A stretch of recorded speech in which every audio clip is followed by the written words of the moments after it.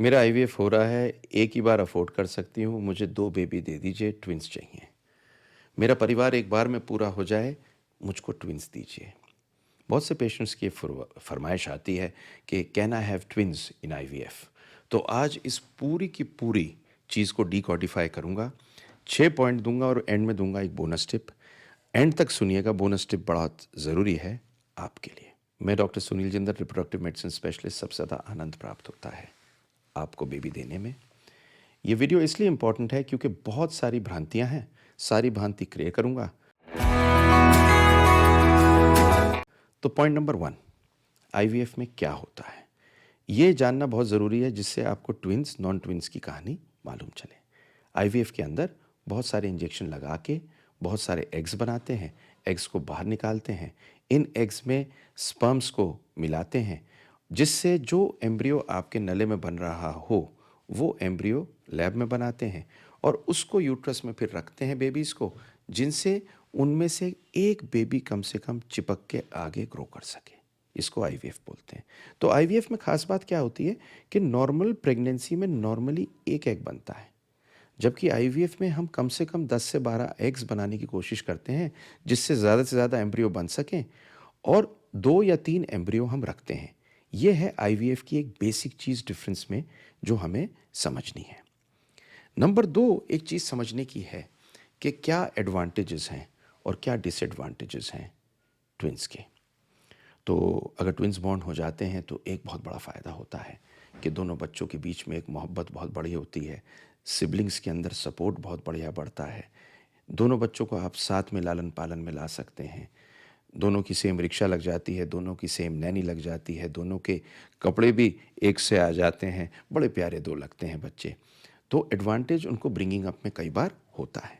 लेकिन एक परेशानी क्या होती है कि कई बार ट्विन्स को लाने में स्ट्रेस बहुत क्रिएट होता है, मदर पे प्रेशर बहुत होता है, नींद की दिक्कत हो जाती है और डिलीवरी के टाइम पर प्रीटर्म बेबी मतलब जल्दी पैदा होने के चांसेस बहुत ज़्यादा रहते हैं।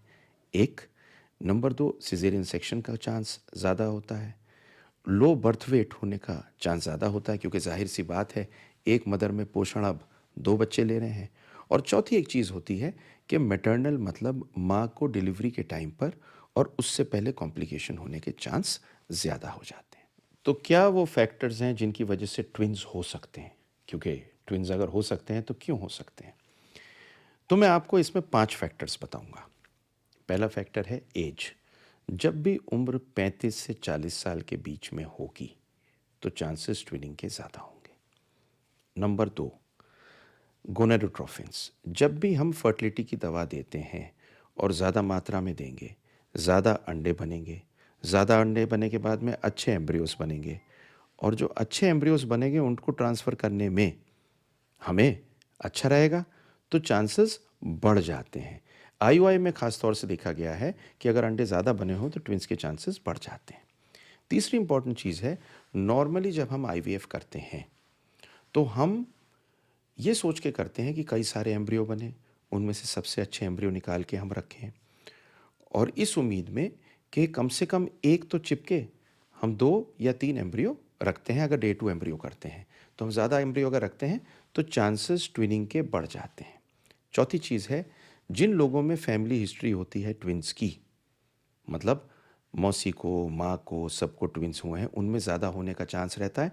और अगर लंबाई चौड़ाई ज़्यादा हो, और कुछ अफ्रीकन्स में स्पेशली देखा गया है, उस रेस में देखा गया है कि ट्विन्स के चांसेस ज़्यादा होते हैं। तो ये फैक्टर्स डिटर्मिन करते हैं। अब चौथी चीज़ आती है कि अगर पेशेंट आके कहता है कि साहब मुझे ट्विन्स चाहिए, तो क्या ट्विन्स किए जा सकते हैं? तो ट्विन्स करने का कोई तरीका नहीं है, लेकिन एक चीज़ ज़रूर है कि आप मल्टीपल एम्ब्रियोज ट्रांसफ़र कर सकते हैं। 3 के ऊपर तो करते ही नहीं है, लेकिन एक की जगह 2 या 3 एम्ब्रियो ट्रांसफ़र कर सकते हैं, तो चांसेस होने के ज़्यादा हो जाते हैं। ये समझ लीजिए कि करीब यूएसए में 12% ट्विनिंग हो जाती है आईवीएफ में, और हमारे देश में उससे ज़्यादा ट्विन्स होते हैं क्योंकि इंसान को बेबी हर हाल में चाहिए होता है, तो ट्रांसफ़र ज़्यादा किए जाते हैं। सिंगल बेबी होने की सिर्फ एक तरीका है कि एम्ब्रियो सिर्फ एक ट्रांसफ़र किया जाए। चलिए, 5वीं चीज़ आती है कि इसमें कोई एथिकल कंसिडरेशन है क्या? तो देखिए, जर्नल ऑफ ह्यूमन रिप्रोडक्शन में एक बहुत इंपॉर्टेंट चीज़ आई और वो ये आया कि pre term labour, low birth weight, mother को कॉम्प्लिकेशंस, ये सब एज के साथ बढ़ जाती हैं और ट्विन होने का चांस भी ज़्यादा बढ़ जाता है। इसलिए जब मैटरनल एज बढ़ी हुई हो तब बड़े गौर से ट्विन्स की सोचनी चाहिए, क्योंकि ट्विन्स होने से माँ को नुकसान हो सकता है। छठी इंपॉर्टेंट चीज़ जो मैं आपसे कहता हूँ, एक प्रोसीजर इसमें और भी हो सकता है। ऑल्टरनेटिव क्या प्रोसीजर है? तो ऑल्टरनेटिव ये है कि साहब आप अपने एम्ब्रियोज एक्स्ट्रा फ्रीज करा दीजिए और बाद में ट्रांसफ़र करा लीजिए। उसका एडवांटेज क्या होता है कि ज़रूरी नहीं कि आपको ट्विन्स या ट्रिपलेट्स हों, किंतु अगर आपको ट्विन्स एक बार में चाहिए तो एम्ब्रियो ज़्यादा ट्रांसफ़र कराने पड़ेंगे।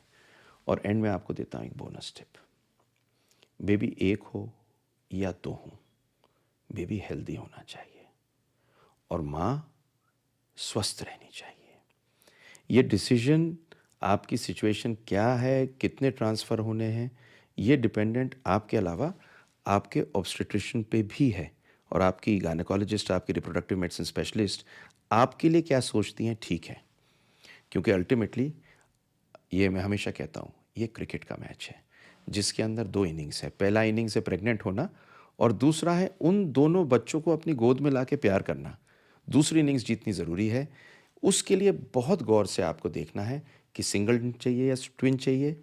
और इम्पॉर्टेंट चीज़, अगर आपको ट्विन्स चाहिए और आपकी गायनेकोलॉजिस्ट सोचती हैं आपके लिए ठीक है, तो ज़्यादा एम्ब्रियो ट्रांसफ़र करने से आपको ट्विन्स हो सकते हैं।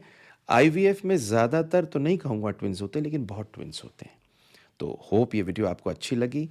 अगर ये वीडियो अच्छी लगी तो लाइक, शेयर, सब्सक्राइब कर दीजिए। और एक ज़रूरी बात आपको बताऊँ, मेरी अगली वीडियो देखने के साथ साथ अगर इसे शेयर करेंगे तो ये भ्रांति जो लोगों को होती है ये ठीक होगी। ये वीडियो इसीलिए बनाई है क्योंकि लोग पूछते हैं मुझसे। Thank you very much.